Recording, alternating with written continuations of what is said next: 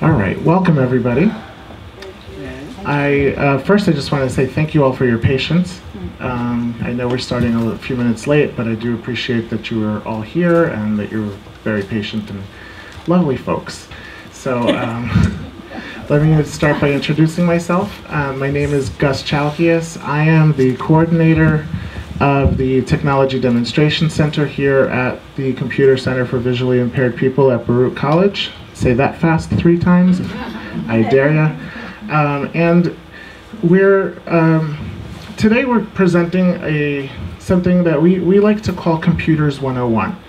And I'm going to just tell you guys a little story about how this session arose. The demo center now has been in existence for almost 3 whole years, which is really, really an awesome thing. So, hey, thanks. Yeah, actually, in June it'll be 3 years. So yeah, that's really awesome, and we're really excited about that. And some of the, we've done a lot of presentations over the past 3 years. Some high tech, some low tech, some in between tech.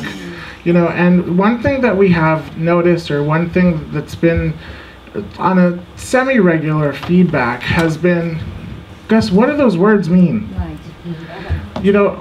I'll quote a lady from our last presentation. It's all Greek to me.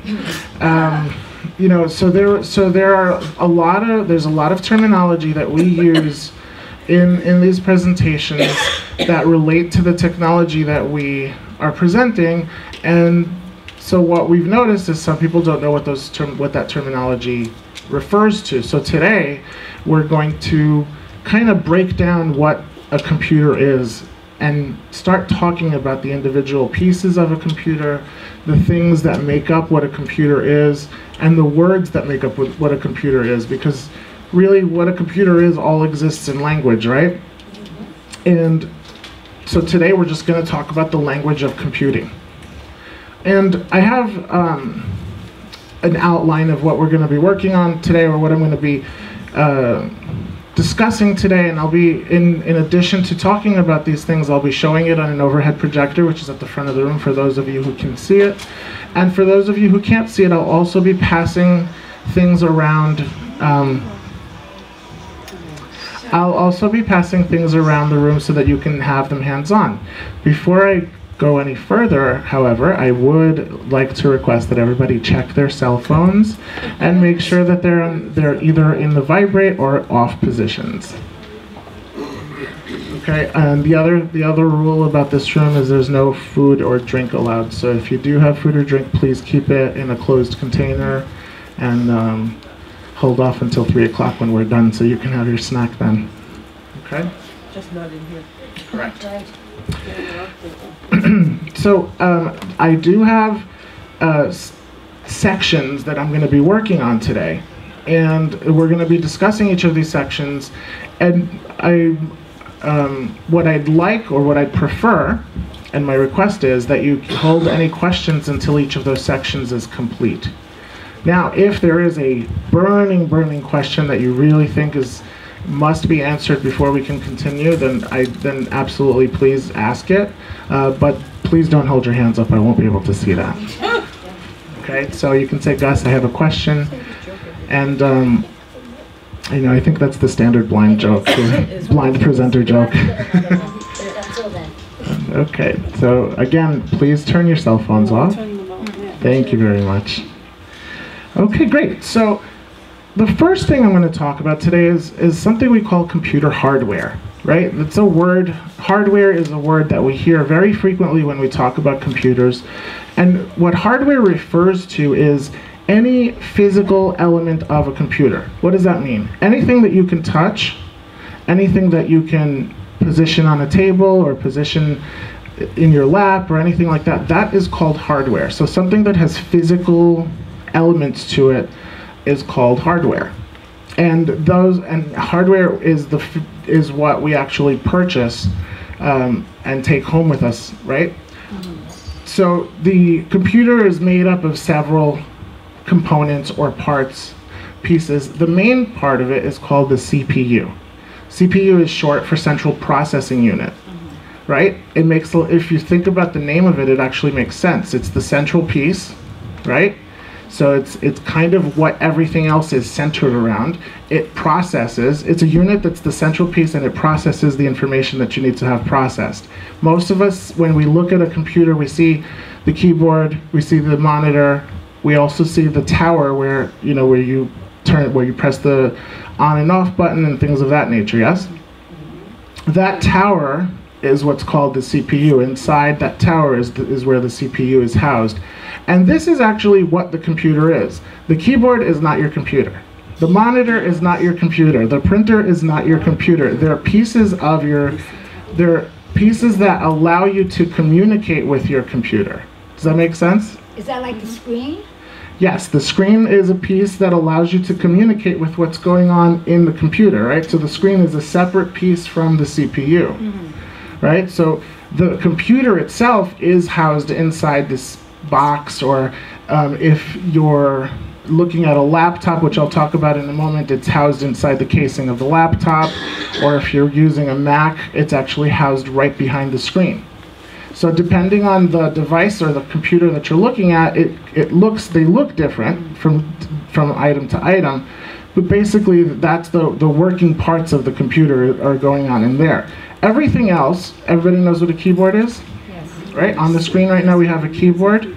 A keyboard simulates or looks very much, for those of us, a typewriter. Good.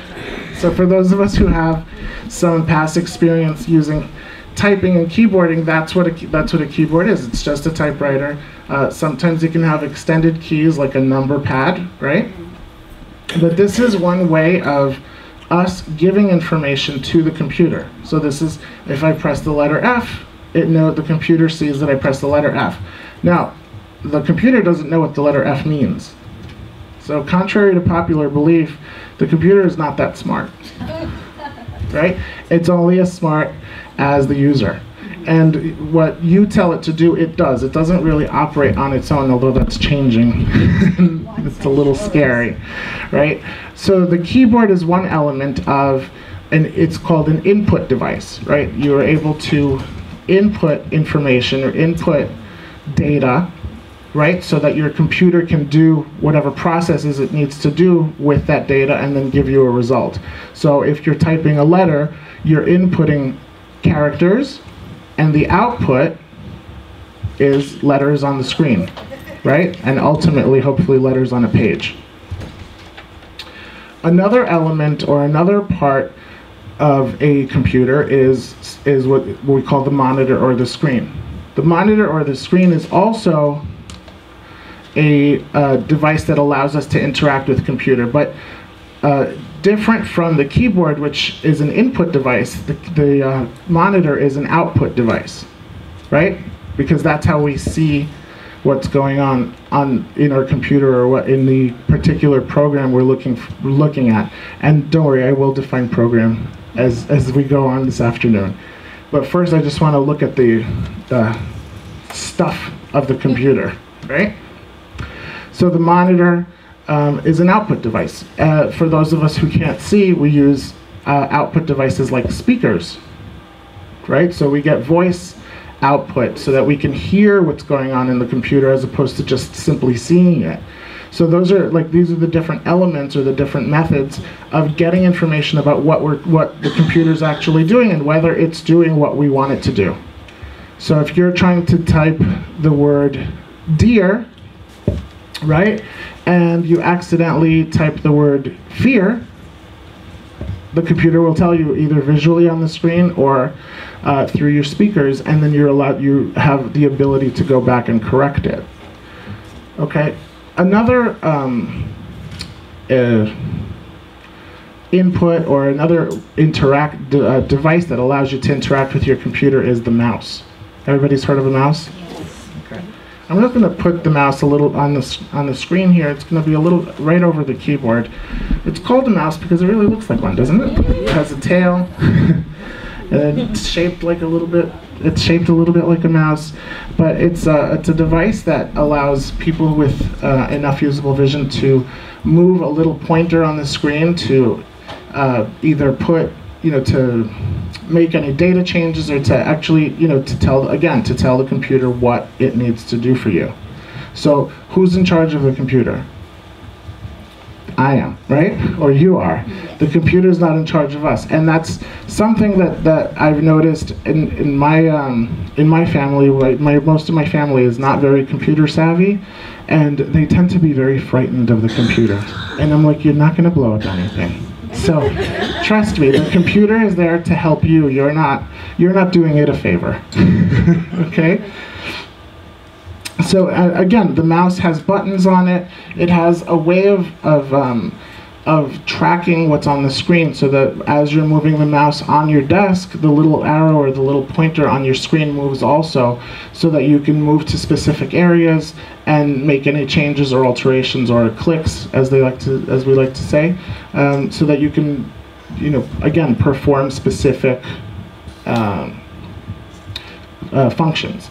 An alternate to the mouse is something called the trackpad. Has everybody here heard of a trackpad? Yeah. Okay, a trackpad is usually located on a laptop keyboard. Let me go back for a second and just talk about the difference between a desktop and a laptop. So a desktop is what we've traditionally known as the computer that sits on our desk. It's rather bulky, it's definitely not portable, it's somewhat heavy, and most of the times we really love it because it's the one that works the best. Okay? Laptops were created for portability. They fold up, they're relatively lightweight, depending on the laptop you have. And they have, all the components housed in one little shell, so you don't have wires hanging all over the place and connections to worry about and things of that nature. So a laptop is a portable computer. The trackpad replaces the mouse on a laptop computer. And so for those of you who can see, and I'm going to actually pass this around in a few minutes, for those of you who can see, my finger right now is touching the trackpad on this computer, and the trackpad is usually located below the space bar or under the keyboard on a laptop. And what you do is, instead of moving a mouse around on your desk, you just move your finger on this thing called a trackpad, and the mouse pointer moves around in conjunction, in relation to where your finger is on the trackpad. That's how the mouse moves around on the screen, right? So this becomes another way of controlling the computer. The trackpad on this laptop that I have up here, you'll be able to see it when I start passing it around. It's actually got a textured surface, so you can feel that it's textured. Most trackpads are clear, kind of almost glossy glass surfaces. Okay, so I'm going to pass this around in a second, but before I do, I want to show you an alternative. This is an Apple trackpad, or what we call the Magic Trackpad. And this is a standalone device that also acts as an alternate to the mouse and allows you to control it, but this is a larger area. For those of you who can see it, it's about 4 inches by 4 inches, so it gives you a lot more navigatability and maneuverability on as you're moving around and across the screen. Yeah? Okay, so I'm gonna just pass these around. So the two things I'm passing around, one is gonna look like a square tile, right? And basically that's all it's gonna look like to you. So it's a square tile with kind of a battery case at the top of it, and that's the trackpad. The other thing is gonna look like a small computer, and you're welcome to flip it open and close it, but please don't turn it on, because we don't want any straight talking things going on in here, yeah? Thanks. So all laptops have trackpad. Yes, all current laptops have trackpads. In the olden days, or in the days where laptops were first introduced, they used to have this little kind of this little bump that was located on the keyboard somewhere, and you would just hold it and kind of press your finger in certain directions, and that's how your mouse would move. But I really like the way this works better. It's just more comfortable for those of us who are able to use mouse pointers and things of that nature. You called it an Apple trackpad. Is it only usable With an Apple computer? That one is specifically created for the Apple computer, yeah. But I do believe that you can connect it to a Windows-based computer. So, what's the difference between the trackpad and the cordless mouse? Are they not the same?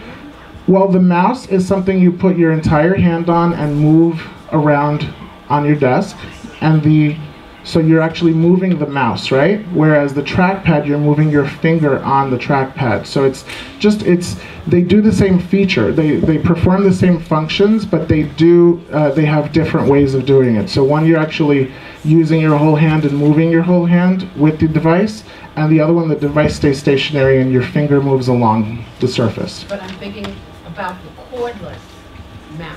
Yes? That's similar to the trackpad? No, it's similar to a mouse, it just doesn't have a cord. Oh, okay. Yeah, All right. yeah. Sorry, I wasn't understanding your question. Okay, that's okay. Yep. Thank you. Absolutely. So just to complete a little bit more in terms of hardware, we have things called the printer, which does what?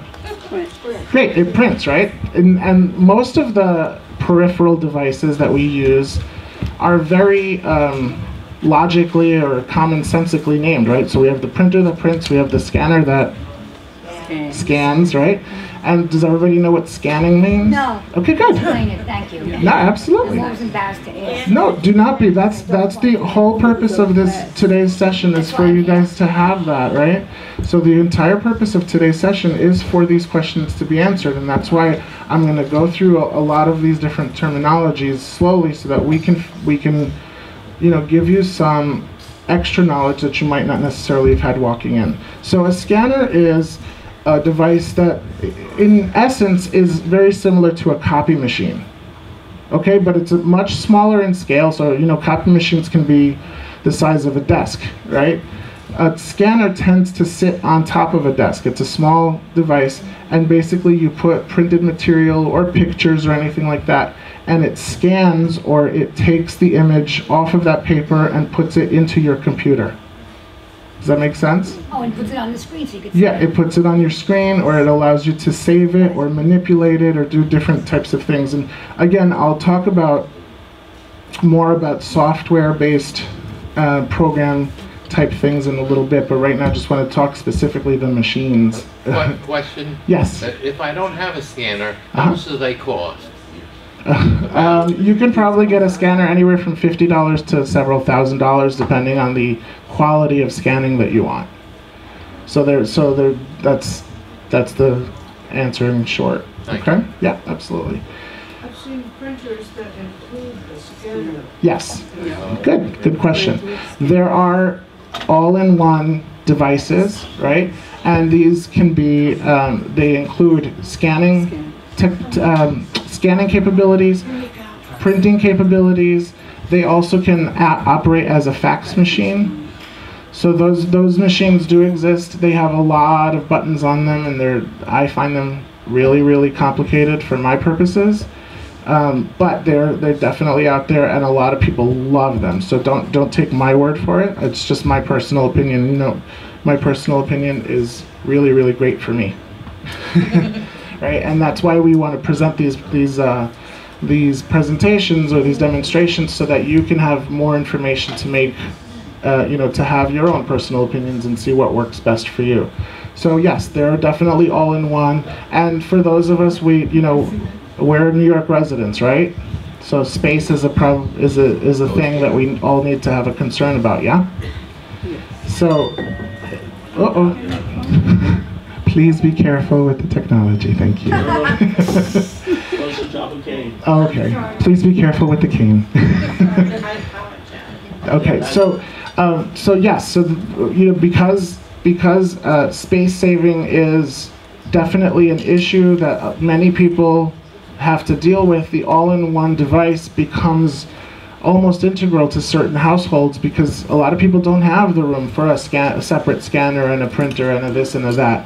And a lot of people now, instead of buying the larger desktop computers, which is what we talked about earlier, would prefer to have a laptop because a laptop can be folded down and put away, or it takes up minimal space on your desk. It should just flip right open. There's a hinge.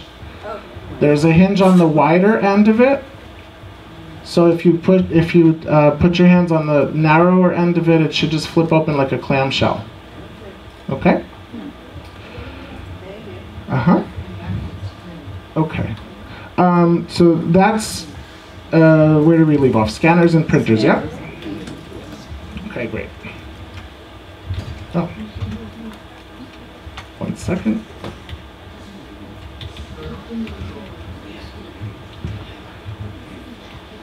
Okay. And then we have things like the CD drive, right? And what's a CD drive? It reads CD-ROMs. And most of us, you know, I'm going to put a CD on the projector right now. Most of us, when we look at a CD, we think that's for music. It's no longer just for music. You can definitely still put music on CDs, but CDs are a way of transferring so this CD is a piece of hardware, right? But what gets housed on it is you can put different information and different data and different files and things of that nature on this so that you can take it with you, so that you can move it, look at it on your home computer, but then if you need to take it to work, you can look at it at your work computer, or you can bring it to class and look at it on your class computer. So it creates a lot of mobility, right, of your information so that you don't have to carry an entire computer with you each time. You can just carry it on something like a CD. Another alternative to CDs is something called a thumb drive or a flash drive. Has everybody heard of this? Yes. Okay. I'm going to put one on the screen right now. A thumb drive is called a thumb drive because it really is kind of the size of my thumb. And when you hold it, I'll be passing a few around in a moment. When you hold them, you really do feel like it's the size of a thumb.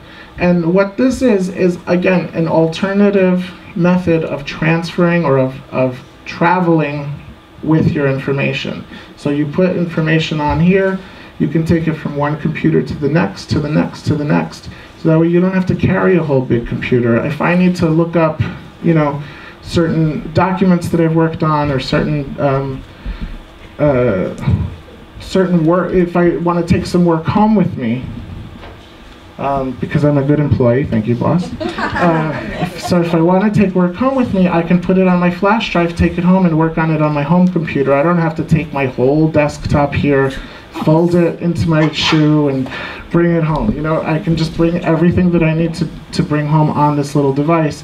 And and these come in different sizes. They, you know, there's different looks. So I'm going to be passing 3 of them around today, and each of them looks a little bit different.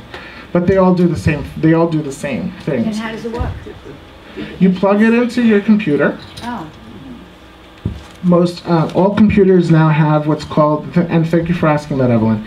All computers now have what's called a USB port, or multiple USB ports, and USB stands for Universal Serial Bus.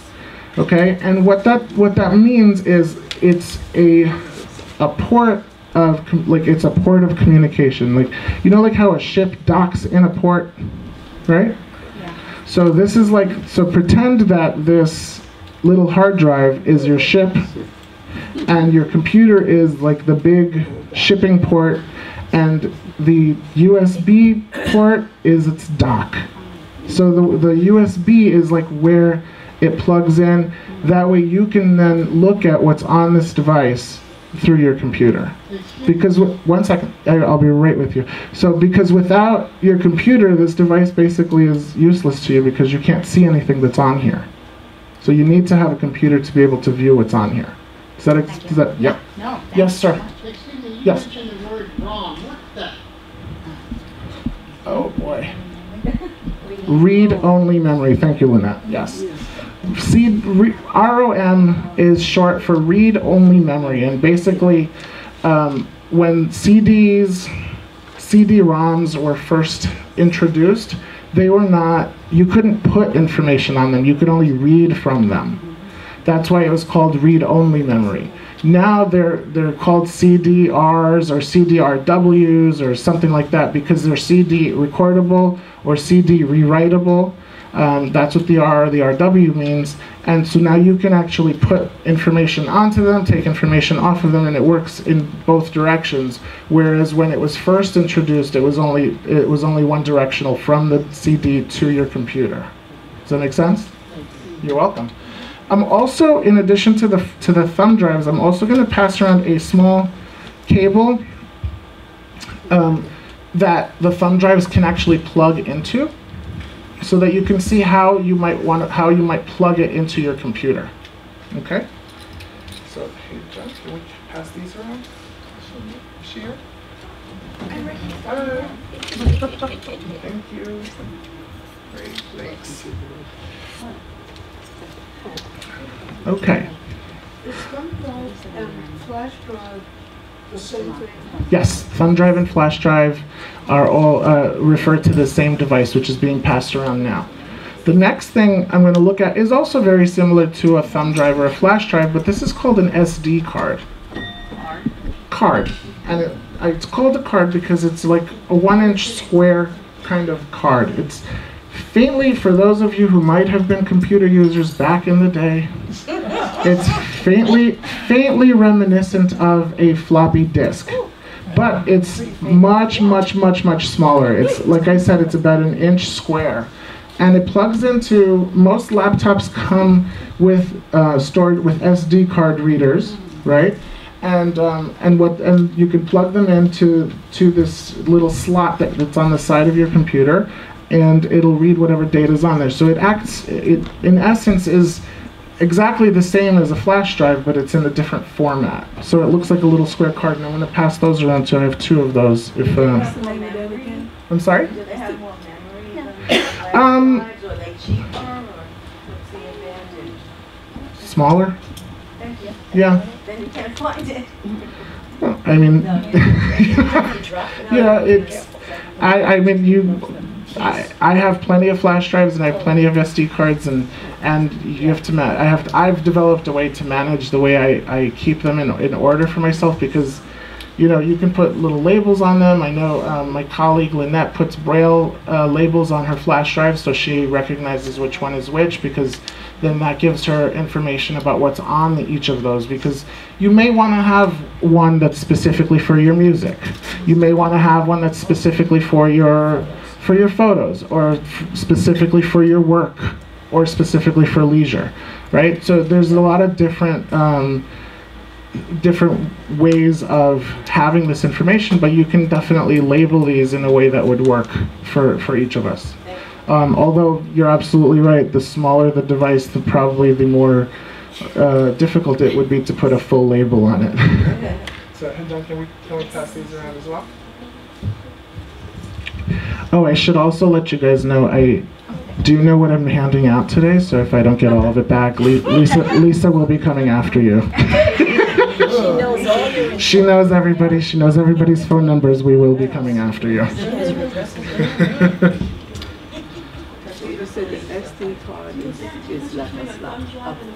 I'm sorry, there's a question up here in the front. The SD card is Yeah. a floppy disk? No, the SD card is not a floppy disk. It's something that's reminiscent of a floppy disk, right? So it's something that you might if you see, when you see it, you'll say, oh, this kind of looks like a floppy disk, but it's definitely a lot smaller. And there's no one thing about the flash drives and the SD cards is there's no moving parts, right? Whereas with the floppy disks of yesterday, of yesteryear or yester generation, there were always moving parts. So there was the case, and then inside was the little floppy disk that you could actually always hear spinning in your computer. Yeah. These devices don't move. They plug in, and the information transfer is very fast. So it's not dependent on that moving, reading type of motion that used to be prevalent in floppy disks. Now, one thing I should say is the memory on your computer, which is housed on your computer, is moving. right? So that's called a hard drive or a hard disk. And what that does is it does spin so that you can get to a particular piece of information or a particular type of information, and your computer knows where things are if you put it in the right place. But it gives you access, so that one does move. But these little guys, they actually don't have any moving parts inside of them, which is actually really it's kind of I think what's going to be the newer trend in computers, because now we're starting to see even laptops that don't have moving parts, like the MacBook Air and the new Ultra PCs. Okay. Now, I spoke about hard drives before, just a couple of seconds ago, right? So there's two kinds of hard drives. There's the internal hard drive, and then there's the external hard drive. On your screen right now is what we call an external hard drive, and for those of you who can see, it looks like, I guess it looks like two decks of cards side by side, and it's a rectangular box, and what this box does is it's a device with a larger capacity of holding things. So you know those little flash drives that we're passing around? They can only go up to a certain amount. I think the highest they go is like 64, right, Lynn? Yeah. That does really good. So, More comments. Yeah, 32 gigabytes or 64 gigabytes. And gigabyte is just a measurement of storage. Yeah, it's just a measurement of space, or a measurement of storage space. The device that I have here on my desk is fairly lightweight, and it has 1,000 gigabytes on it. So you can put a lot of stuff on here. Now, why would you want something with 1,000 gigabytes? Well, because we're moving towards a predominantly technological world, a lot of people have their photographs, their music, their videos, their everything on their computers. And it's really helpful and safe and smart to back those things up. So you have this external device, you back up your stuff so that in case your computer crashes, which unfortunately for all of us, I'm sure we've all heard of computers crashing, and I'll talk more about that in a second, you have a backup and you can recapture all the data that you might that you would have wanted that you would want to keep or have access to. So when you hear the word crash, what do you think of? The stock market. Yeah, as it relates to a computer crashing means that some element of it has now stopped working. So unfortunately, when some element of the computer stops working, the remainder follows suit. Yeah. Okay? So that's what crashing means. It means that that the hardware has, in some way, shape, or form, collapsed and crashed, and it's no longer working. And sometimes it's easily recoverable, sometimes it's not. Sometimes people have to go get whole new computers. That's why it's always a really good idea to back up, right? They call it a backup because it's your backup, right? So you back up your information and you back up your files so that when you if by chance your computer doesn't make it to tomorrow, you have that information available to you. And unfortunately, I read an article a couple of years back that they actually make the computers with an intention of them breaking down in 3 or 4 years. If you think about it, it actually kind of makes sense. The computing technology moves at a clip that is astronomical. So by the time you've purchased your most recent computer, they're already 3 or 4 generations ahead. Okay? So the computers are actually built with a finite life. Yeah, it's a shortened shelf life. So it's always smart to back up your things so that way you can move pretty seamlessly from one system to the next. Otherwise, you're going to be very upset, as I have been in the past.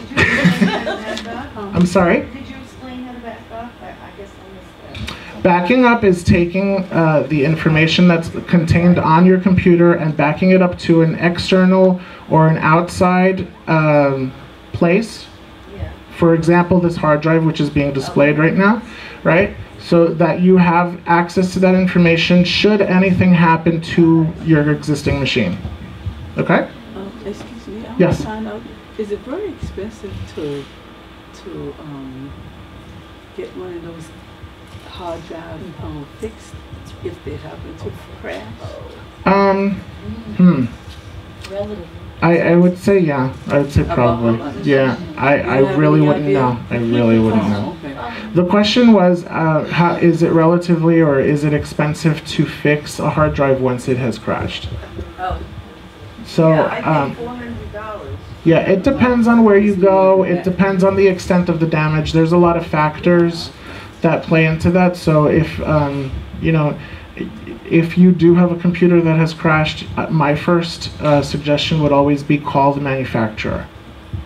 And then if they can't help you, then find a local place. Like I know my colleague has her famous place here on the east side that she goes to fairly frequently. Thank you. Fairly frequently, and they kind of know her. She's the little blind lady that comes in with the computers. It's true. It's true. And there there are a lot of people out there that are extremely knowledgeable, and there are a lot of people out there who are not, and you want to make sure you do your research about who you bring your devices to, because unfortunately there are some people that will try to rip you off. Now, so I'm going to pass around this hard drive, but you'll also see that connected to the hard drive is a cable. And the cable is how you would connect it to your computer. So the hard drive there has to be a third, with a lot of these larger devices, there has to be a third, an additional piece of hardware called the cable that provides the connection, the physical connection from the computer to the device. So for example, a printer needs a printer cable, a scanner needs a cable, this hard drive needs a cable, my monitor needs a cable. Even my keyboard needs a cable, unless we're using wireless technology, which we'll talk about shortly. So I'm going to pass this around now. And I haven't got anything back yet, so I'm a little disturbed. I was getting nervous. Okay, so you'll see the external hard drive looks like I said, 2 decks of cards with a cable attached to the end of it. The cable is coiled up, so you don't have to, extend it. I think it's about 6 feet long, or 3 to 6 feet long, so you don't have to extend it to fully grasp it. But that's one of the things that allows us to connect to devices. So now, since I'm talking about connecting to devices, we'll talk about wireless technology. Okay? Some people have talked about, somebody asked earlier about a wireless mouse. The trackpad that I was passing around is also a wireless device. And if I could have everybody's attention. Thanks. So the way that these devices wirelessly communicate with each other is through a technology called Bluetooth. Has everybody heard of this word? Yes. Okay. I'm gonna give you a little bit of background information. Has anybody here ever used a remote control? Yes, like for your television or anything like that. So you know how a remote control, you have to point it to your television or to your cable box or whatnot, so that the cable box knows that you're pressing the up volume or the the numbers or whatnot. So that's called infrared technology. Infrared technology means it has to be in the line of sight of the other device. Right? Does that make sense? So you have to point it, like with a remote control, you have to point it at the device you're trying to make the adjustment to. Bluetooth technology, and I don't know why you call it Bluetooth.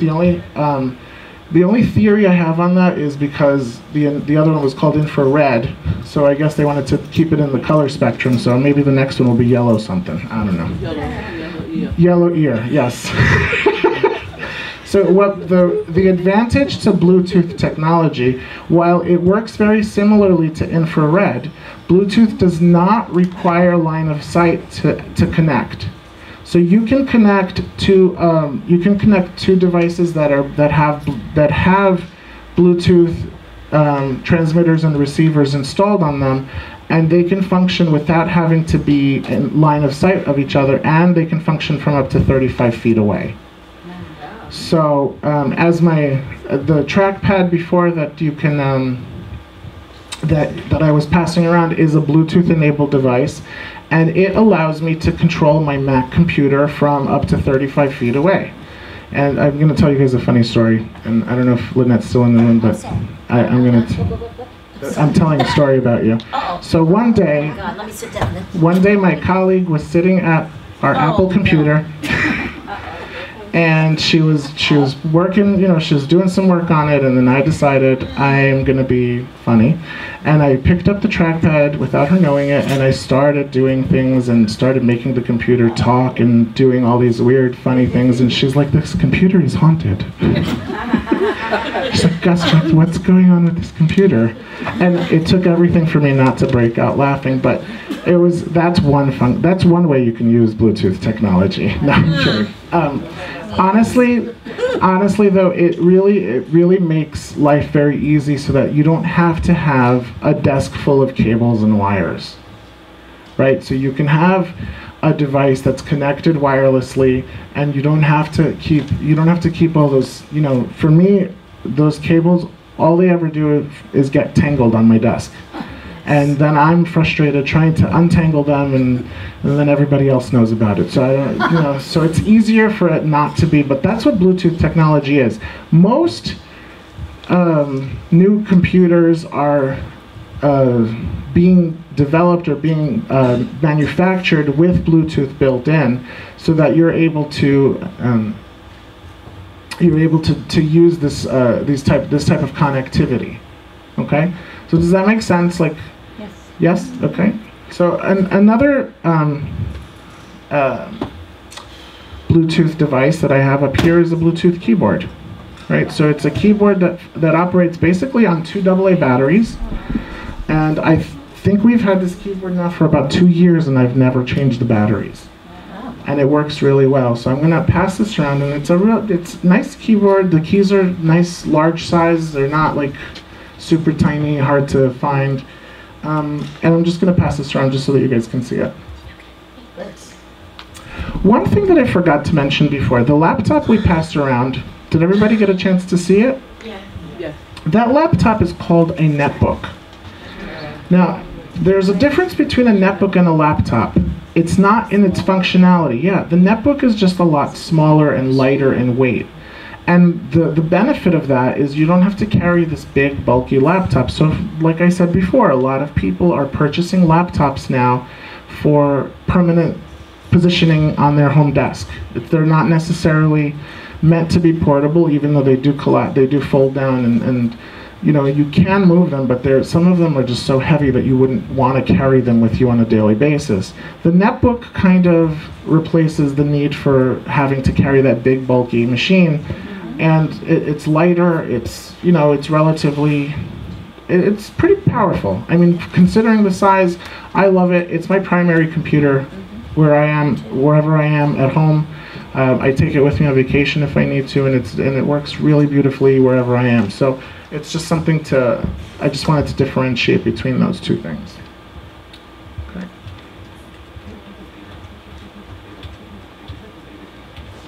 Okay. Also, just as an aside, I don't actually have one to pass around, and I should have probably brought it in, but webcams.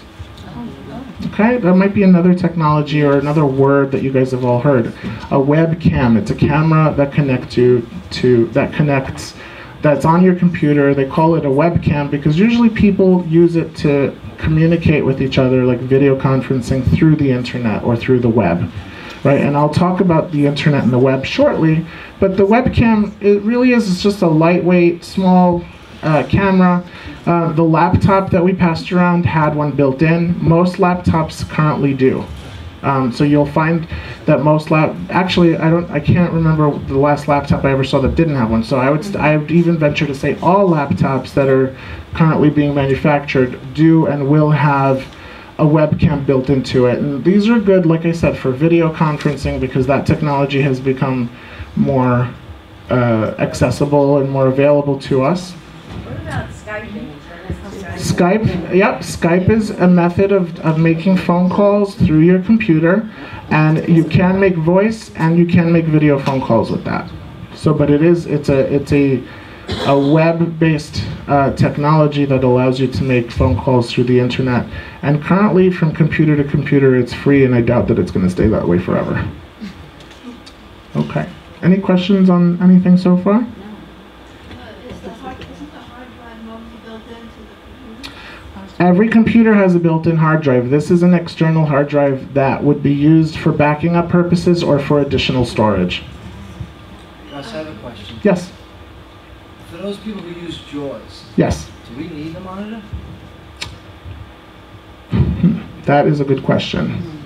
Probably not for day-to-day use, but should something go wrong with your computer, you would need a monitor for somebody to be able to interface with your device.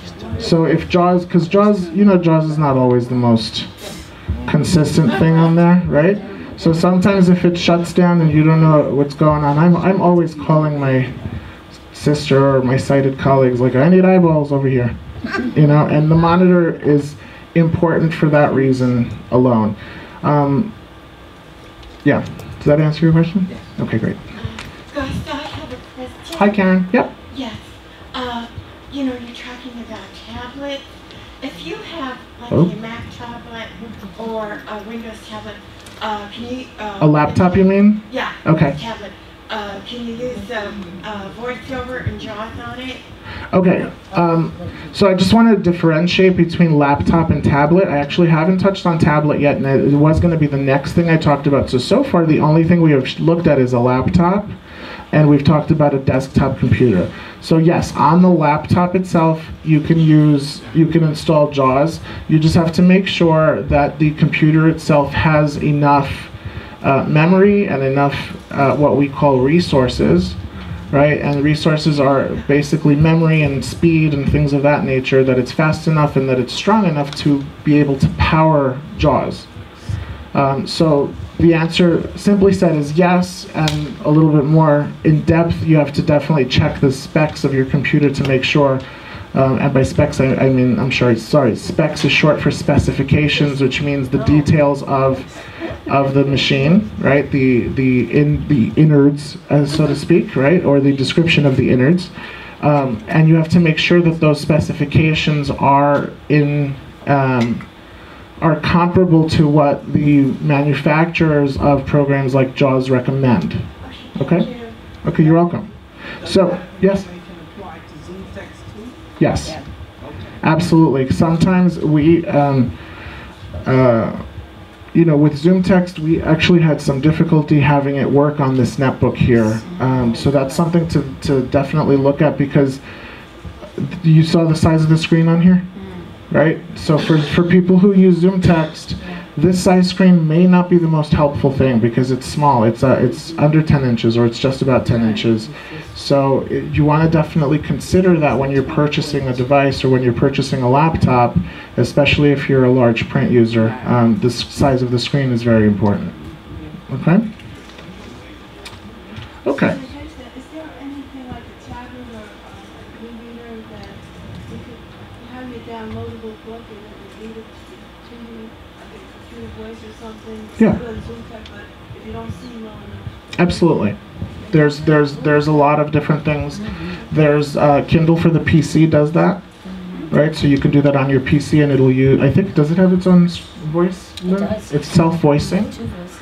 right? So you can do that. That's not for PC, that's independent? The Kindle, I'm sorry, not the Kindle, the iPad has an application or an app called iBooks that does that. It would read the Correct, yeah. It doesn't have as extensive a library. For example, this is kind of on the side, so I'm not going to give too much time to this, but I will answer. So Amazon has a huge library of books. Apple and iTunes has a much smaller library of books, which is slowly being built up, but not nearly as close to the extensiveness the extensivity. Not nearly as close as extensive as Amazon Selection. So there are pros and cons, but definitely iBooks is accessible, and if that's something that you're interested in, you should make an appointment with me, and I can show that to you one-on-one. Okay, so since we've been talking about iPads, and the word tablet has been thrown around a little bit today, a tablet is another type of device. It's also meant to be kind of it's not meant to be your main computer, although it does offer a lot of the same functionality as your main computer, right? And a tablet device, I'm going to put one under the screen now, or on the screen. Okay, basically it looks like a big piece of glass, right? And there's very minimal amounts of buttons on it because the controls are on the screen itself. And it's a touch screen, so as you're touching different parts of the screen, it does different things. And devices like the iPad do have accessibility features built in. While I'm not going to be touching on those today, I just wanted to give you guys an opportunity to see what the iPad looks like. So the iPad does do, I will be passing it around, I promise. I have two of them that I'll be passing. And you'll see that the two devices I'm going to be passing around today, they're both iPads, although they look different. One is the original iPad, and the next one is the iPad 2, which came out a year later. We are currently waiting for our iPad 3 to be in the mail any day now. But basically they all do the same functions. You know, the iPad 2, which is the one that's under the screen right now, as you're holding it, you'll see it's a little lighter and a little thinner than the other one, and it also has a camera on the back. So you can use this one for video conferencing, whereas the iPad 1 you could not do that with. So there's a lot of really cool, nifty features, which, again, like I said, I'm not going to get into the features of them. I just wanted you guys to take to get a physical feel for what a tablet device is. And I just want to ask a quick question. yes, one second. So just one comment about tablets. Apple is not the only company that makes tablets. So there are tablets that are made by other companies, and unfortunately for us, I mean, good for Apple, because Apple includes accessibility features in their tablet devices. Other companies do not. So that's something that we have to, you know, I guess make a little noise about if we want, you know, if we want that to change. But definitely kudos goes to Apple for considering the needs of people with disabilities and including that in the development of their devices. Yes, you had a question. Yes. 1 second, sir. We had a question up here first. Yes. No, I just want to find out now. I don't know if you know all the features on the newest iPad. Yeah. But they did say something about Retina. Do you know what that is? Yes. So the question is, what? There's a word. The word Retina is being bandied about with the new iPad. That word refers to the display. So it's a Retina display, which means that the display, the imaging and the images that are displayed on the screen are much sharper. Okay. So it's a higher quality display than in previous models. And I think, if I'm not mistaken, I think to date it's the only tablet device with a Retina display. And they're also using that with the iPhone and things of that nature, but it's the first tablet-sized device with that display. And sir, you had a question in the back.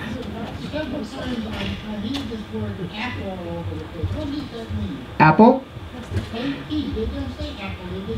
Oh, app.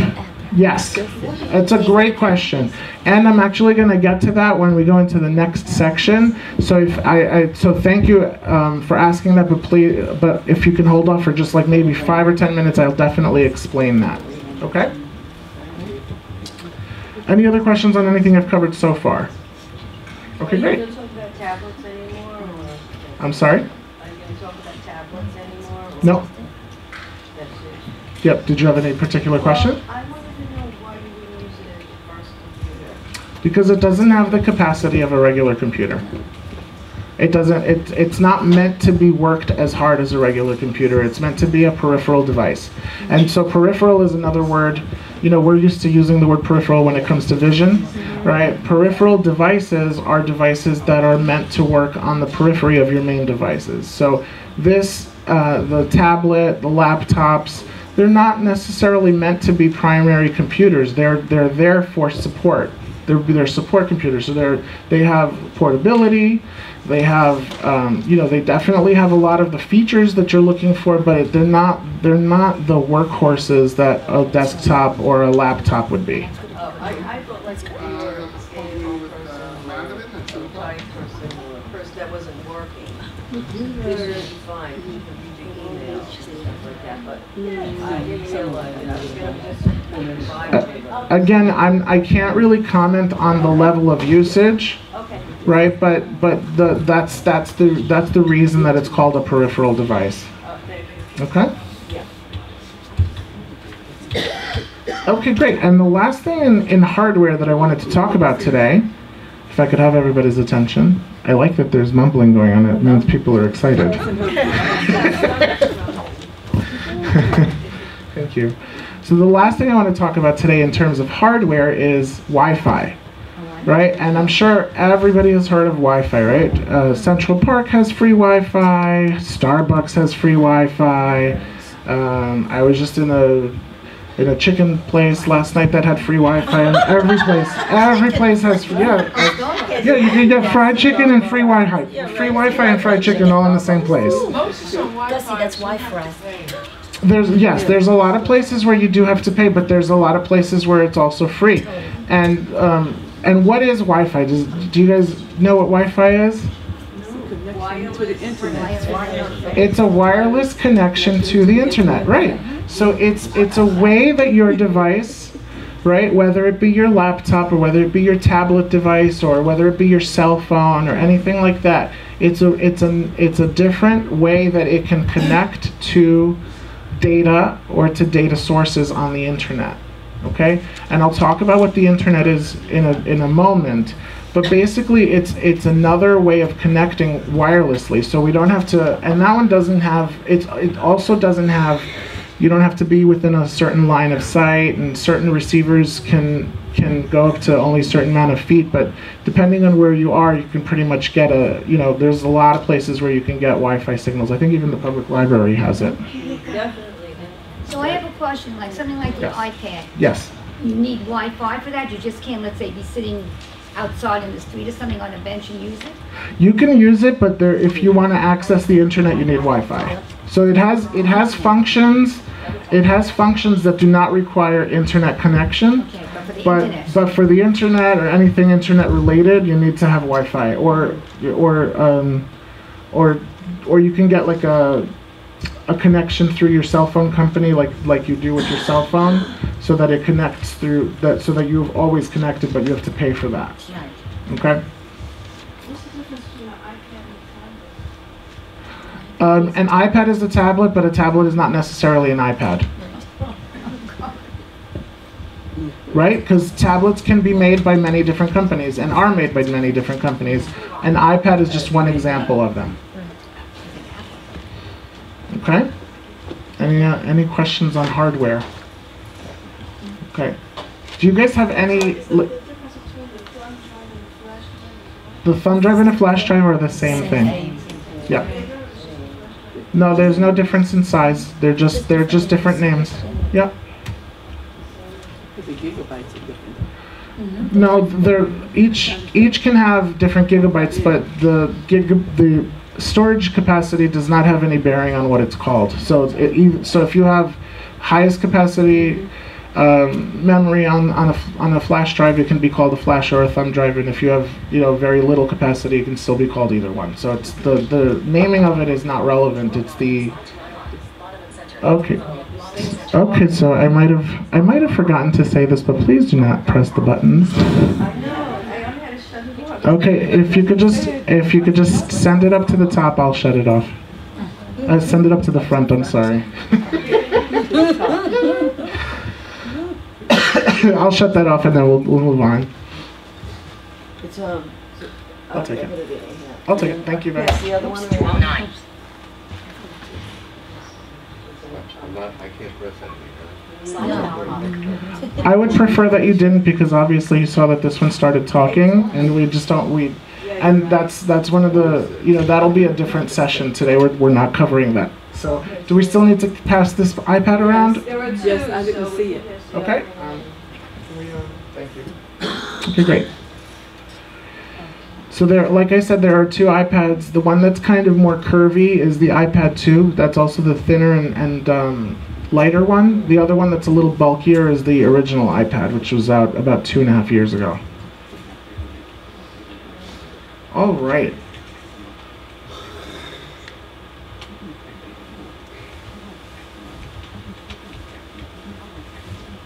Okay. So the next section I wanted to cover today, oh wow, okay, we're getting into the 2 o'clock time. Okay, good.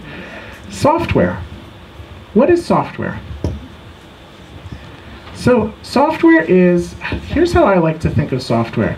Software is what tells the computer what to do. So it's like a series of instructions for the computer. So for example, if I'm trying to write a letter, right, I would go to a piece of software called Microsoft Word. Microsoft Word tells my computer, Gus is trying to write a letter here. Make sure this looks nice. That's what it tells my computer, because my computer does not know one thing from another unless there's a piece of software there directing it, telling it what exactly I want it to do. Okay? So, like I said, if I wanted to write a letter, I would use a product like Microsoft Word. Has everybody heard of Microsoft Word? Yeah. Okay? So Microsoft Word is a word processing software or a word processing application. Application and software and the word app, as somebody asked before, are interchangeable. Okay? So app is short for application. An application is a piece of software that tells your device or your computer what it needs to do for you. Is that clear? Cool. So, I guess the first thing, or one of the first things we should talk about when it comes to software is something called an operating system, right? You may have heard of Windows, right? And you may have heard of Mac or Apple OS X, right? OS X is short for operating system 10, right? X is for 10. And what these operating systems do, they're called operating systems, but they are software.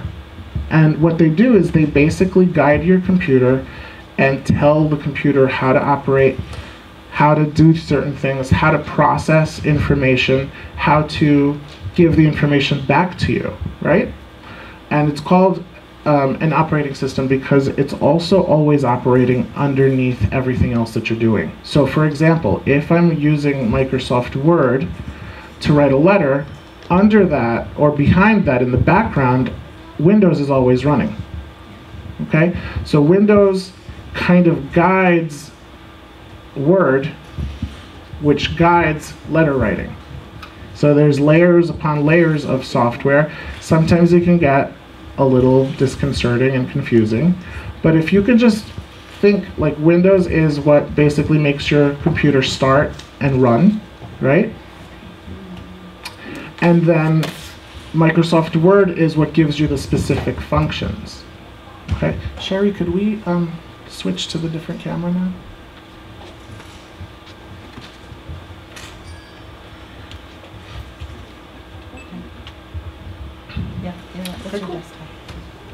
So I'm gonna, right now on the screen we have what's on my computer at my desk, right? And for those of you who can see, we have the Windows desktop. What's the Windows desktop? Anybody? The application. Great. So Windows is what's running my computer. How do I interface or how do I interact with the way my computer runs is through this thing called a desktop, or through this environment called a desktop. And on the desktop are a series of icons. For example, my documents is the first one at the top left of my screen. Although I can arrange it and put it anywhere, I like to leave it there because that's how I usually find it. right? And there's different icons, and the icons are physical or pictographic representations of software, of applications, or of files or folders, and I'll tell you what those are in a second, so that I can access them. So for example, if I wanted to look my computer. Right, in these different folders, I can move around them. Like JAWS is a piece of software. JAWS is what's making my computer talk right now. So I would come to this icon here to activate JAWS, or to turn JAWS on, right? What's a folder? A folder is a container or a place where I can store certain files or documents and things of that nature. Oh, my documents. My documents is a folder. So if I press enter on my documents, enter. My documents, folder view list view, not selected articles, phones and stories, 1 of 75. Okay, it tells me that I'm on the first of 75 items that are in this folder. So folder is a container. And folder view list view, word / 0506 columns docs, 75. Okay, that is a Word document. So a document or a file is something that's contained within a folder. So if you want to think about it, think about it in terms of a filing cabinet, right? So a folder is kind of the drawer. So like the Windows desktop is kind of the entire cabinet, yeah? So again, the Windows desktop. Windows desktop or the Windows operating system is kind of like the entire filing cabinet, okay?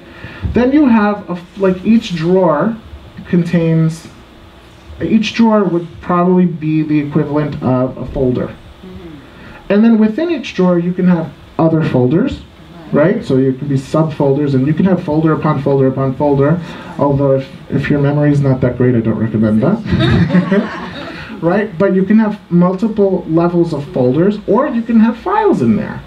So a file would be like a letter that I wrote to my boss telling her how thrilled I am to work here. Wait, is a file and a document the same thing? Yes. Oh, thank you. I never realized. But, okay, so a document is a file, but a file doesn't necessarily be a document. Yep. Okay? Again, a file can be a document. A document is a file, but a file is not necessarily a document. So I'll tell you why that is. A file can also be a song. Right? So you can have a song stored digitally on your device, on your computer, and that would be considered a file, but I would never call it a document. Or for example, I have right now, right? I have a spreadsheet right now on the screen in Excel, which I would probably, I guess I would call this a document, but I usually call it a workbook. Right, or a spreadsheet, because it's different from a document. It's not like, when I think of document, I think of a letter, or I think of a piece of paper with words on it. A spreadsheet, which is what's in front of you now, and for those of you who can see, this is kind of my outline for this afternoon, so don't peek ahead. Right, so the spreadsheet arranges information in a different way. Right, so there are different, so not only is there a word processing application or piece of software, but there's also data management pieces of software. There's presentation pieces of software. There's internet pieces of software. So each of these functions that we've come to know over the years, and I'll talk a lot of, I'll continue to talk about them as the afternoon goes on. Each of them has its own piece of software or application that's related to it, or that guides it into doing what it's supposed to do. Okay?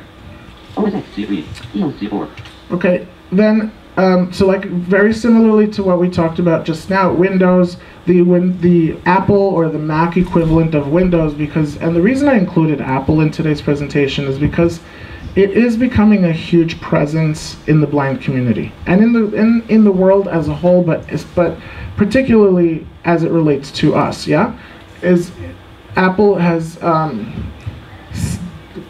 seen the wisdom in including accessibility in a lot of its products. And while I'm, skeptical about some of those products, I really do applaud their commitment to improving or to including us as a community in the development of their technology, and it's a really big step for the disability community. and that's why I included it here today. So we have OS X, or like I said, Operating System 10, which is what the Mac operating system is called. Or we have iOS, which is the operating system for the iDevices, right? So it's the portable devices like the iPad or the iPhone. That operating system is called iOS. So there's a lot of differentiation. Okay, and then we have, and then, so between Windows and Mac, Windows and Apple, I guess it's Windows and Mac, yeah, Windows and Mac. These are the main, or some of the major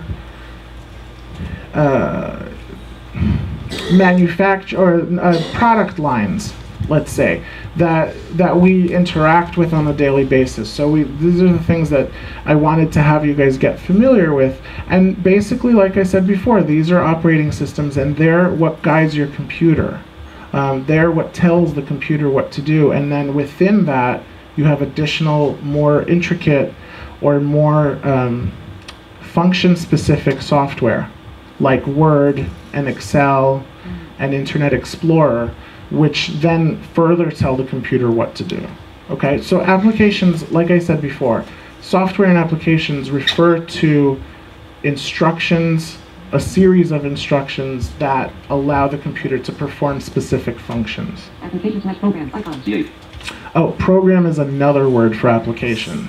So sometimes we get confused because there are multiple words for the same thing, right? So we have programs, we have applications, we have apps, we have software. All of that is, the terminology there is basically interchangeable. Okay?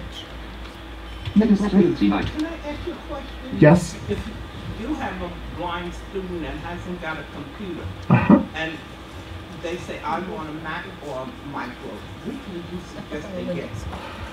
Well, here at CCVIP, so the question is, if I have a student who is questioning whether to purchase a Mac or a Windows-based computer.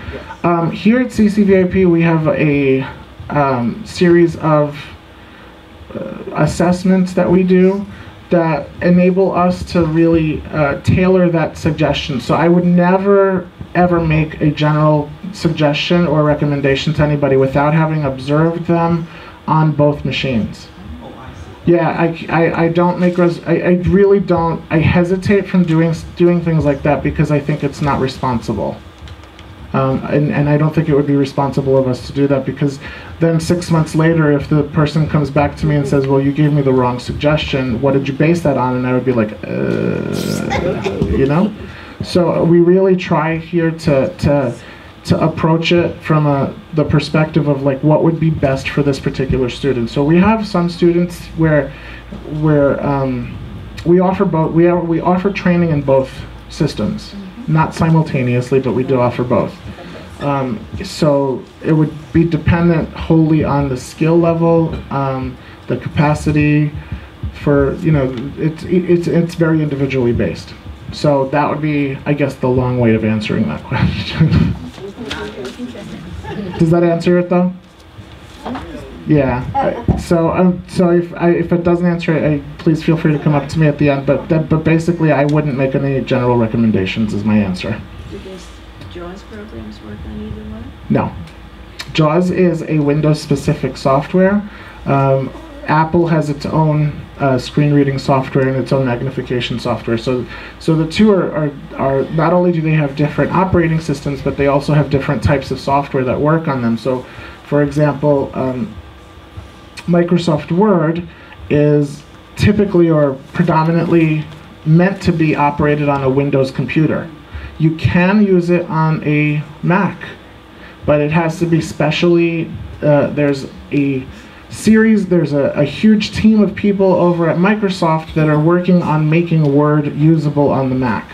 So it's not something that's just easily interchangeable, because the underlying operating systems are so vastly different that you can't have the same things working on them at the same, like they don't work the same because they have to be written. So underneath, this is a good question.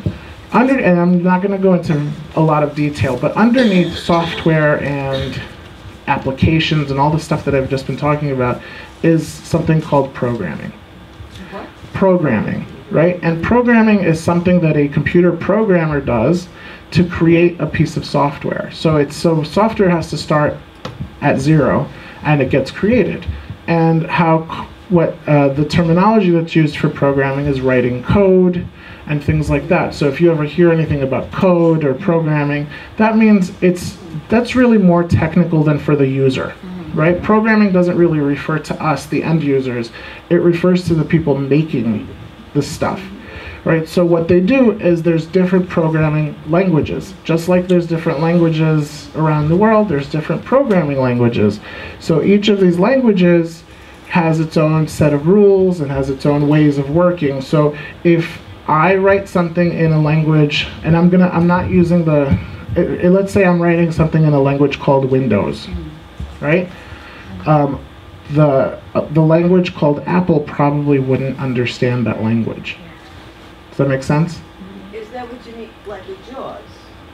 Someone had to... JAWS is written in a language called Windows. Yes. Right. Right. Exactly. So to put it on a Mac machine, the Apple operating system will be like, what language is that? I do not understand. This does not compute. Same for Zoom text? Same for Zoom text, exactly. So that's the thing about software is it's very specific. Like it's not only just specific on where it works, but even how it's written is very specific. You may notice there are times, for those of you who have ever used JAWS, there are times when JAWS doesn't read things, right? That means that the person who wrote the language or who wrote the programming code for that particular thing that you're looking at did not take into account making that code accessible, right? So that's something that programmer needs to think about, or that we need to make programmers aware of. So there's a lot of levels of where we can deal with in terms of software, like things that we can talk about and stuff like that. But we're not going to get into the do's or don'ts of advocacy today. But if you can actually start to relate to it that way, like there's the Windows language and then there's the Apple language, and even within Windows, there's some people who kind of only speak the language 3/4 of the way. Right, because sometimes it's not compatible with a certain program called JAWS or a certain program called Zoom text. So those are things that we definitely have to consider when we're using the computer, and it gets frustrating. So, for example, if I'm on the internet and I'm trying to get to a page and it's not formatted in a way that is usable by JAWS, then I can't interact with it and ask anybody I work with. That makes me very, very upset. And rightly so. Okay, we did Okay. Email. Do we know what email is? Yeah. What is it? Those are messages you get. Good. Electronic mail. Right? And it's mail that's sent via a computer. It's sent through the computer, so it's paperless. It actually does not exist anywhere in physical space. It's a digital thing, or it's a piece of programming, right? So you write a letter, it's virtual. This is a word that we use sometimes, right? When we say virtual, it means it's not touchable, right? That's what virtual means. So software tends to be virtual. You can get it from the internet, or you can get it via an email. So email is a way of communicating from one person to another without actually having to pick up a phone, without actually having to send a paper letter or anything anything that requires postage yet, hopefully. I know, right? So email program, you can use email programs like Outlook or Outlook Express for those of us who have older versions of Windows, or Eudora, or on the Mac you can use programs like Mail. Okay, and what these programs do is they allow you to send notes, messages, letters, and other files. So you can send a song. So I'm looking for a piece of sheet music. I sent the song to my friend yesterday and I asked her to go look for it, and she said she couldn't find it, so I was very upset. But I was able to send the entire song to her via email, which is really nice, a really nice thing to be able to do. Pictures, definitely. Pictures, videos, anything, presentations, any kind of file, unless that's not super, super big, right? So I don't know the exact proportion, but if your file gets too big, it cannot be emailed. So it has to be transferred via another way, like a hard drive or a flash drive, okay, or a CD or something. Okay. Word, yes. Is there a question? Yeah. Is Gmail the same as email? Yes, Gmail is a version of email, and it's called Gmail because it's provided by the company Google. So it's Google email, and that they decided that it would be clever to call it Gmail, which it is kind of clever. You're welcome. So we've talked about email, we've talked about word processing, the internet. Whew, okay, the internet. So what is the internet? The internet is, we may have heard it referred to as the World Wide Web, right? It's called that because what it is a series of computers that are connected, right, via this thing called the internet. And all these computers connected allow us to access different types of information. Like I might be able to access a piece of information that's housed in China at my computer through this thing called the World Wide Web. And this, you know, the internet has, I guess, really kind of exploded over the past 15 or 20 years. And it's kind of permeated pretty much everything that we do. I mean, you can do everything with the internet, through the internet now. You can watch television, you can watch movies, you can listen to music, you can do research, you can what? Pay bills. Pay your bills, absolutely. Pay your bills, do your banking, shopping, right? So everything that we've traditionally had to go to a place to do is now kind of available at our fingertips through this thing called the internet.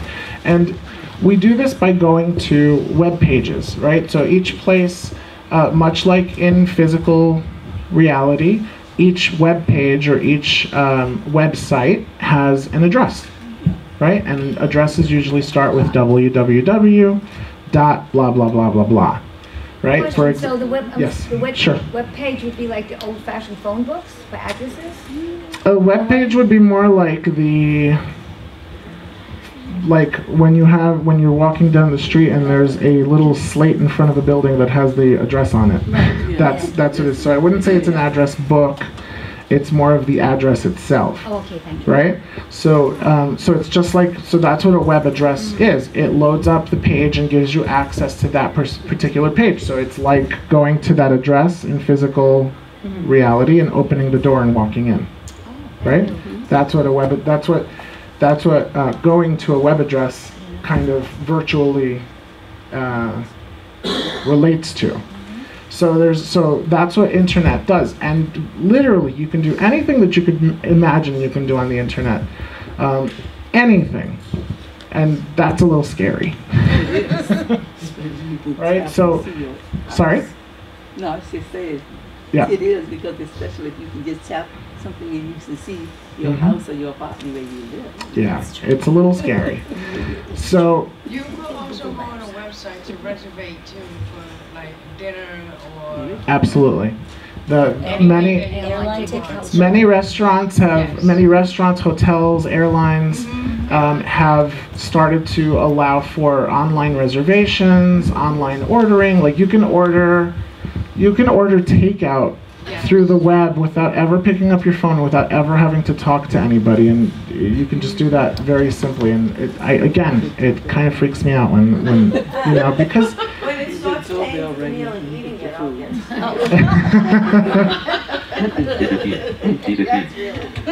okay. Could I ask you something? Yes. About that? Diagnosed by doctors. No, but if people are getting, what I don't understand is the apps. I know you talked about it a little, but people are getting apps to do specific things like order takeout. Right. Right? Mm-hmm. So that's just a smaller version of software. That's one specific thing. And you have to pay for them? Depending. There are some that are free, there are some that are not free. So it depends on your computer or to your devices, or you know, depending on what you're doing. There's definitely a lot of apps for the computer, but there's also definitely a lot of apps for devices like the iPad or the iPhone, and some of those are definitely free, some of those are definitely not. So it depends on, for example, I'll just give you one example. I have on my iPhone an app that reads my money to me. So it tells me what denomination I'm holding in front of it. It was not a free app. I paid for it. Correct. But my point is that this particular one was not free. There's another app on my phone that allows me to listen to internet radio stations. That one was free. So it depends on what you want to do. It depends on which one. You can probably find an app for pretty much anything that you want. But yes, Tanya. I got that on my phone too. You could go to internet radio on your cell phone. Mm-hmm. Yep. This morning. Yes. What about identification theft? Oh, that's I'm sorry? ID theft. Identity theft. Identity theft. Everybody has to be cautious.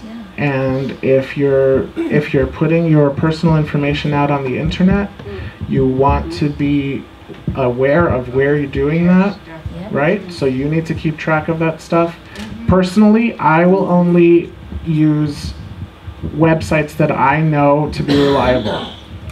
If it's a website I've never heard of, it's highly unlikely that I would ever put any personal information onto that website. So, for example, a website that I use very frequently is Amazon.com, right? Amazon is a global, global seller, a global entity. Thank you, Lynette. Yes, it's a global, well-known, well-respected entity, and I know that I can, or I have a certain level of confidence that that it's safe to deal with them. So I would definitely do that. If it's something like, something that I haven't heard of before, I would probably, not do it or check to see if there's, if there's ratings and stuff like that. Because just very much like the Better Business Bureau, there's also rating systems for the internet. And, again, unfortunately with that, you don't know how reliable that is. But there's some consumer agencies out there that are definitely reliable. So if I really want the thing that I want to get, I would probably go that route just to see how reliable or how trustworthy that particular website is. But no, I don't just go entering my credit card information on any website. Well, this morning and I don't recommend it. Yes. This morning on CBS they said paper money soon will be going away because people are using their iPhones to pay everything. Yep. You can now tap your iPhone against the credit card machine, and it just basically deducts the money out of your account. It's pretty wild. Say, Gus? Yes. How do you get these applications? How do you find what's available? Oh, that's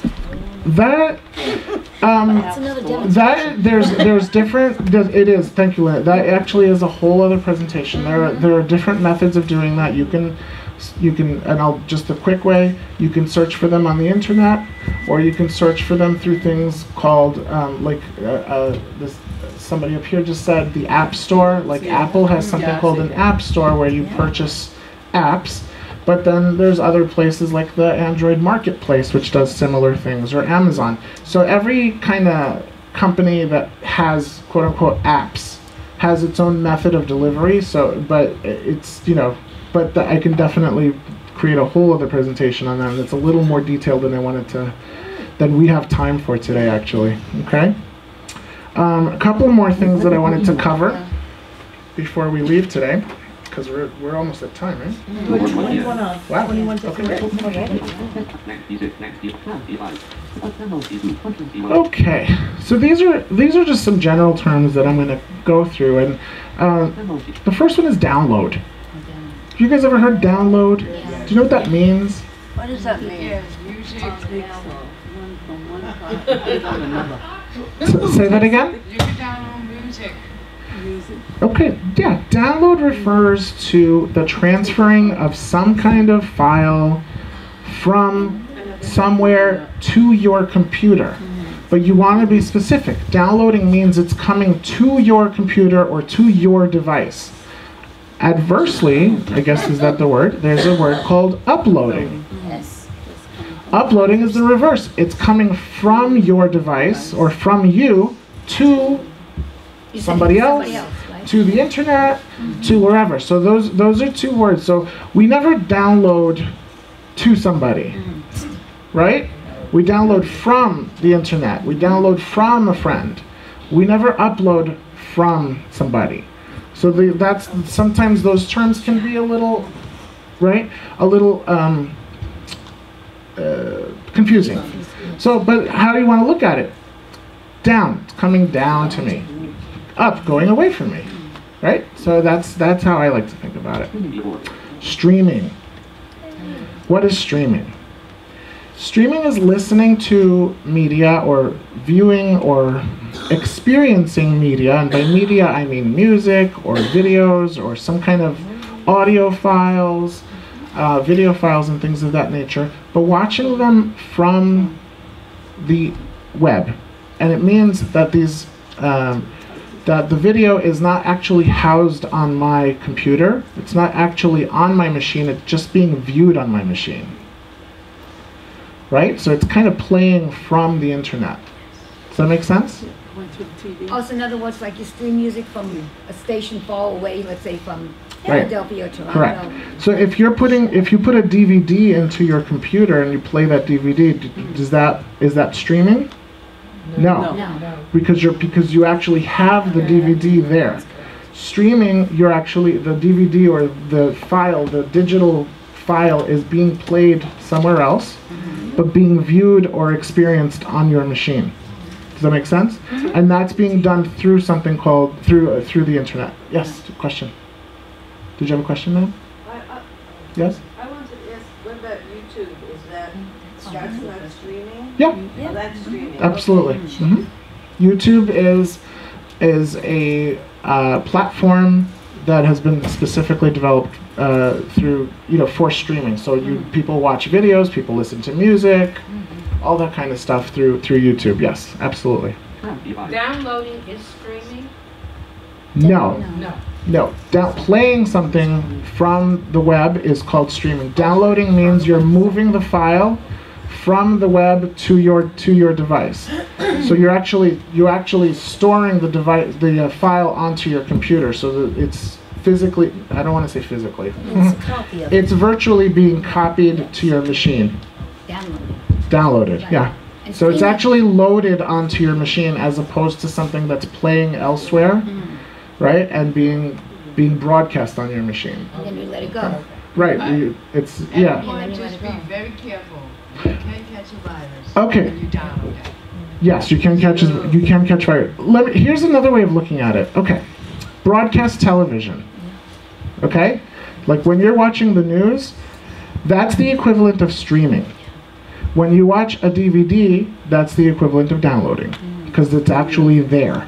You have the DVD there, as opposed to when you're watching the news, somebody's broadcasting it from some studio somewhere. So that's the equivalent. It's not exactly the same thing, but it's a pretty decent equivalent. Okay, the next term, this, I don't know if any of you guys have heard this, but I'm going to just briefly talk about it. The cloud. Does anybody know what the cloud is? The cloud is something that's come about in the past year or two, and basically it is where you can, I guess it's a way of storing your own content somewhere else, not on your computer, but then giving you access to stream your own content from somewhere else. Right? So you're actually moving the files, you're uploading the files to this thing called the cloud, which is a computer that's, let's say for argument's sake, Apple offers you some storage space on their cloud, right? And I could put my music on Apple's cloud server, and then I could listen to my music from there without actually putting it on my device. So I'm putting it away, so I'm not taking up memory anywhere on my personal devices, but I have access to my stuff from the internet. So it's kind of a combination of uploading and streaming. And what would be the advantage? It wouldn't take up a lot of space. Correct. It doesn't take up resources and memory on your personal devices. It's being streamed, so it doesn't have to keep eating up your memory. Okay. The last word I want to talk about today, upgrading. I'm sure we've all heard that, yeah? So upgrading can refer to hardware. It can also refer to software. So Windows, we're up to 7 now, and 8 is coming out shortly, right? So we all hear about Windows. We used to have Windows XP and Windows Vista and Windows whatever. So every time Windows changes a number or a designation, it's being upgraded to the next level. So it went from XP to Vista, and from Vista to 7, and now it's going to go from 7 to 8. And obviously before XP it had whatever iterations it had. And so upgrading means that the powers that be over there at Microsoft, in the case of Windows, have deemed it necessary to alter or to change something under the thought that it's going to work better. Sometimes it doesn't always work out that way for us, but that's their goal. That's the thought behind it, right? So they upgrade it. Upgrading a hardware is very similar. We talked about earlier. We talked about how most computers are designed to kind of break down in a few years, right? Because the systems and the system specifications or specs that we talked about are constantly being upgraded. So there's constantly a computer that works a little faster or a lot faster than yours. There's constantly being developed a new computer that has better graphics or better connectivity or better blah, lighter weight, all of these things, prettier colors, right? So those are things that are called upgrades, and the upgrade is how the software and hardware companies stay in business. Right? So they upgrade. I have a Windows XP system at home that I love, and until that computer dies, I'm not upgrading it. So that's just the bottom line for me. It's not, there's nothing wrong with my XP. There's some added features with other stuff, but literally until that computer croaks, it's going to be there with me. So that basically concludes my presentation for today.